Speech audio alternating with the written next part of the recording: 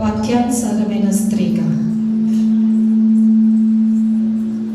అంతవరకు నీకు నమ్మకంగా, నీ హృదయానుసారమైన స్త్రీగా కూడా వచ్చిన ప్రతి బిడ్డని తీర్చిదిద్దామని బ్రతుకుట క్రీస్తే చావైతేనా.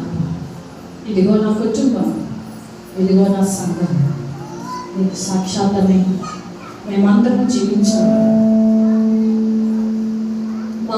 మా మరణ పర్యంతం వరకు నీ మరణాన్ని ప్రచురించే స్త్రీలుగా ఉండటానికి మాకు సహాయం చేయమని యేసు నామమున అడిగి వేడుకొని ప్రార్థిస్తున్నాం తండ్రి.